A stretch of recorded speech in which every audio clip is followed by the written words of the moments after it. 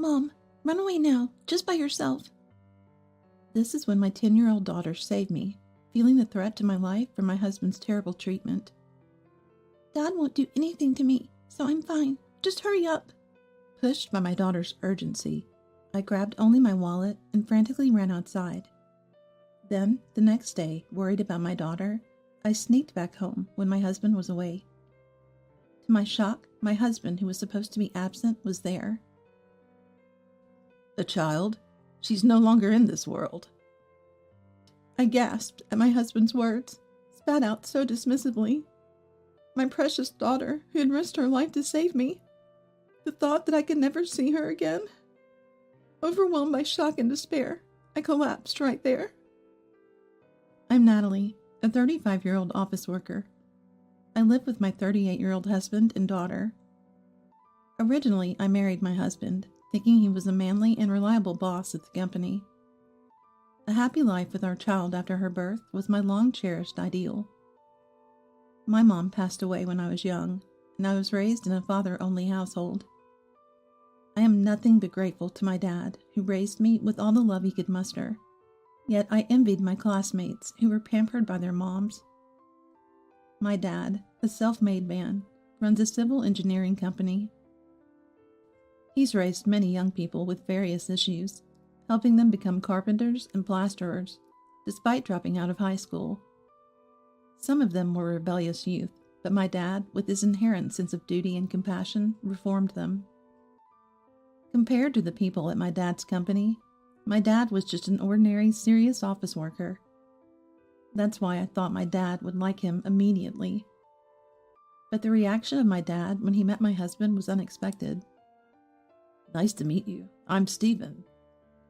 You're my daughter's boss at the company, I hear. Thanks for taking care of her.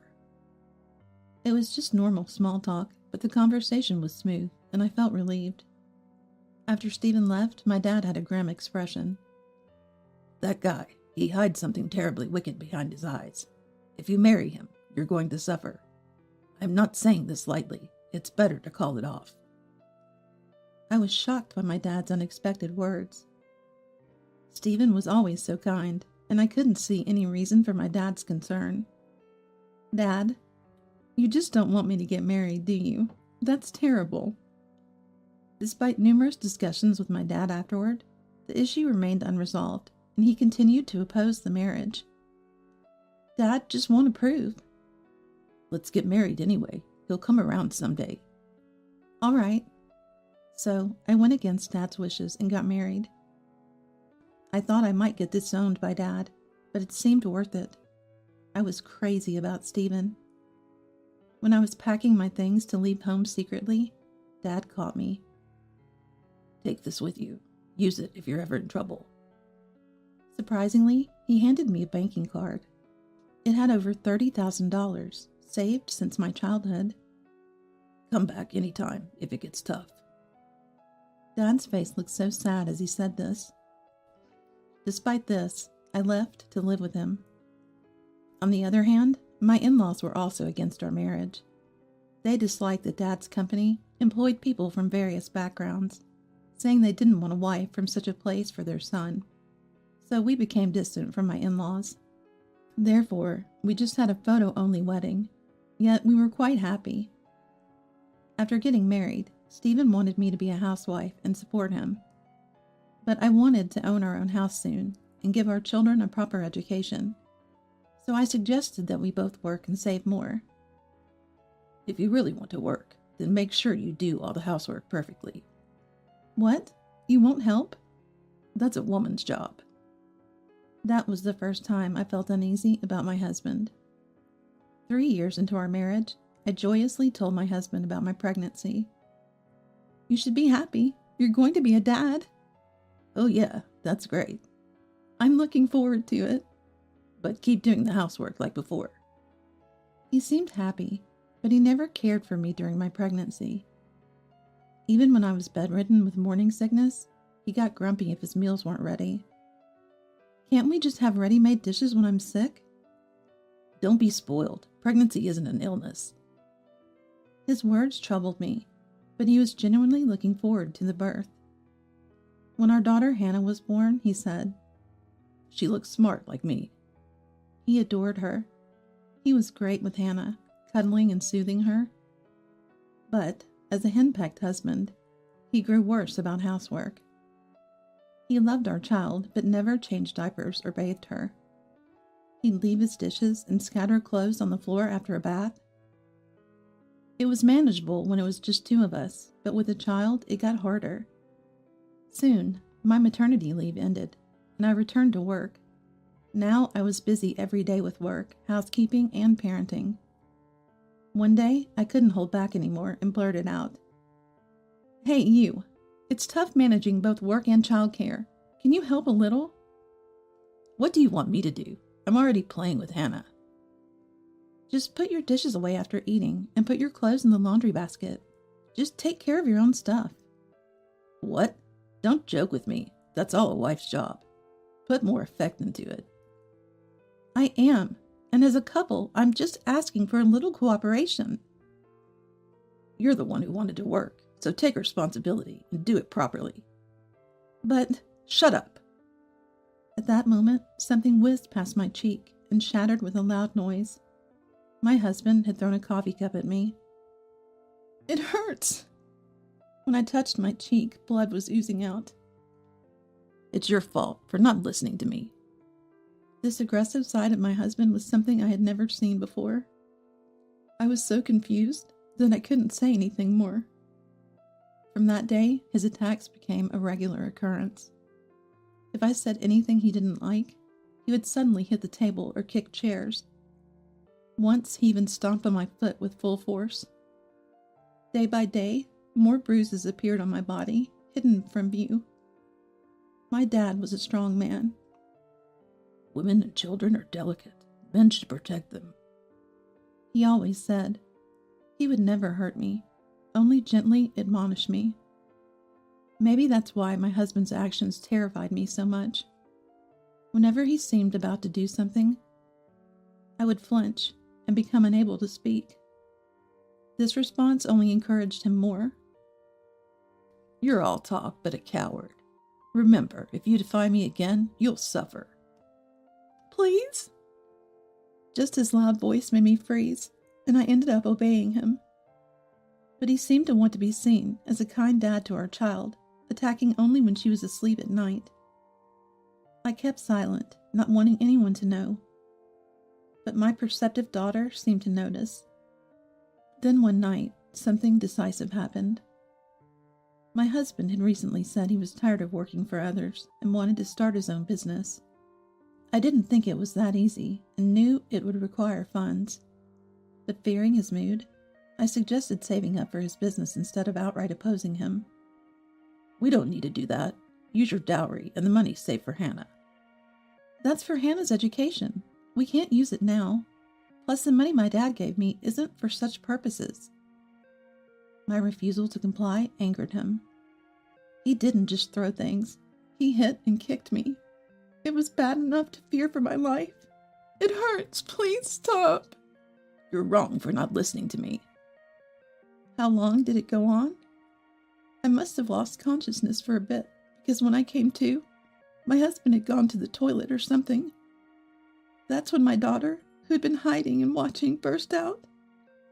"Now it's your chance, Mom. Run away now." "But I can't leave you, Hannah." "Dad won't hurt me, I'm sure. It's better if I stay. I can distract him. Come back when Dad calms down, okay?" Taking advantage of my daughter's words, I quickly grabbed my wallet and fled. I stayed at a nearby hotel, trying to calm down. I can't live with him anymore. I'll take Hannah and leave the house. The next day, worried about my daughter, I returned home when my husband was supposed to be at work. But surprisingly, he was there. "What are you doing back here?" "Where's Hannah?" "Hannah's no longer in this world. It's your fault." "What do you mean?" My husband watched me panic with a faint smile. "Just like I said." "That's a lie. Give Hannah back." "What? You're the one who abandoned her and left the house." "Please, where is she?" "I told you, she's not in this world." I felt a chill run down my spine. What had this man done? Had my kind daughter, who tried to save me by letting me escape, really lost her life because of me? Terrified, I ran from my husband and rushed to the police station. The police visited our house and questioned my husband, but they said there was no evidence of my daughter being harmed. Confused, I left the police station and returned to the hotel, unable to stop crying. Then my husband called. Give me Hannah's savings. She's gone now, so she doesn't need it. I'll put it to better use. Did you harm Hannah for money? Shut up. Just hand over the money. Trembling and feeling choked by his yelling, I quickly hung up. I lost my daughter because I didn't take her with me that time. I was in a daze for hours. But then it dawned on me. If the police didn't find evidence of my daughter being harmed, maybe my husband lied, and she's still alive. My clever daughter must have found a way to escape from him. If that was the case, there were only a few places my 10-year-old daughter could have run to. Desperately, I called all her friends and acquaintances, anywhere she might have gone. But she wasn't at any of them. Finally, with a faint hope, I called my estranged in-laws, but they didn't know where she was either. With no trace of her anywhere, did Hannah really fall into his hands? Maybe I'll never see her again. Driven to the brink of despair, I couldn't stop crying as I remembered my daughter's sweet face. I'll never forgive him. As for my husband, I hope he gets what he deserves. That's how I vowed revenge on my husband. The next day, I went to my long-estranged dad and apologized on my knees for everything that had happened. I worried about turning to Dad after defying his opposition to the marriage, but I couldn't think of anyone else who could help. Besides, come back if it gets tough, Dad had said when I left home. I realized he was the only one I could turn to. Dad, Stephen was the terrible person you said he was. I want to avenge my daughter. Please help me. Lift your head. You're the one who suffered the most. I'll do anything I can. Dad's kind words gave me courage. A few days later, I returned to my former home, making sure my husband was out. I had Dad's company employees help me move all my belongings to my parents' house. I also found something shocking in my husband's study and took it with me. That night, realizing my things were gone, my husband called repeatedly, but I ignored him. From that day, I began my plan to bring him down. First, I went to his company and exposed his scheme. I had found customer lists and confidential information in his study. He was planning to use them for his startup to poach clients. Of course, this caused a major issue at work, and he was soon fired. He found other jobs and part-time work, but I made sure he was fired from each one with Dad's help. In our community, just the sight of my dad made people nervous and obliging. I always made sure they didn't tell my husband, so he never understood why he kept losing jobs. He must be lamenting his misfortune by now. Next, I used Dad's influence to ban him from his favorite clubs and bars. I also spread the word among his friends and acquaintances that he was a daughter killer, isolating him. Now no one was there to help him. Finally, I made arrangements with the real estate agency and had him evicted from our apartment. Dad's influence helped, but it seemed he couldn't afford the rent anyway. On the day he was supposed to leave the apartment, I waited in a car with Dad. Sure enough, my husband came out with his belongings and headed to a nearby park. There he was, sitting on a bench with a lifeless expression, looking up at the sky. Probably with no one left to turn to, he had become homeless. As I approached him slowly, he noticed me and looked surprised. "You've really fallen apart in just half a year." "Natalie, how did you know I was here?" "I followed you by car. How does it feel to be fired and abandoned by everyone?" Did you do all this?" "Just realizing that now? How could you? My husband's eyes blazed with anger as he raised his arm to me. Stop! Don't touch my daughter! In that moment, a low voice echoed. Dad twisted my husband's arm, glaring at him with an intensity I had never seen before. Ouch, father-in-law! I'm sorry, please let go! My husband struggled to speak. Natalie, do something about your dad. You're wrong if you think this is the end. Hannah's revenge is far from over. I will chase you to the ends of the earth. That's impossible. Not for Dad. He's just a civil engineering company owner, right? Only on the surface. What? My husband finally understood the sharpness in Dad's eyes. He begged us with a frightened face. Hannah is actually alive. Please stop all this. What do you mean? According to Stephen, Hannah was staying with the in-laws. He had lied to the police and in-laws, saying, My wife does terrible things to our daughter, so I had to hide her with my parents. He even convinced the police by showing Hannah at the in-laws' house on his phone. No wonder the police and in-laws were cold to me. Relieved to hear Hannah was alive, I was still saddened by the terrible lies. I desperately wanted to start my business, so I lied to you. Hannah is safe. Isn't that enough? I can't forgive you. We're getting a divorce. But I have nothing left. You're my only hope. Please forgive me. My husband, who had been so domineering, was now pathetically apologizing, rubbing his forehead in the mud. I never want to see your face again, and I'm taking custody of Hannah. Remember, if you ever do anything to our daughter, I'll be the one you'll have to answer to. Stephen just stood there stunned, like a squashed frog. Leaving my husband behind, Dad and I headed to the in-laws. I desperately wanted to see Hannah as soon as possible.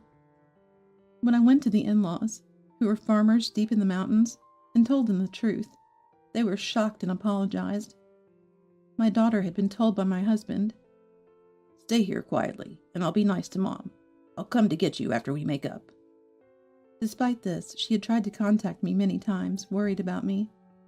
But since I wasn't at home, and the in-laws didn't have mobile phones, she had to give up. She had been patiently waiting to be picked up, but living in the countryside turned out to be quite comfortable, she told me with a smile. I was relieved to hear that the in-laws had taken good care of and cherished her. Afterward, I officially divorced. When I demanded alimony and child support from Stephen for the divorce proceedings, the in-laws stepped in to pay on his behalf, as he had no money. He returned to the in-laws' place and was working to repay the debt they shouldered under their strict supervision. My daughter and I returned to my father's house. Dad is overjoyed with his granddaughter. I plan to spend happy days watching my daughter grow up with Dad.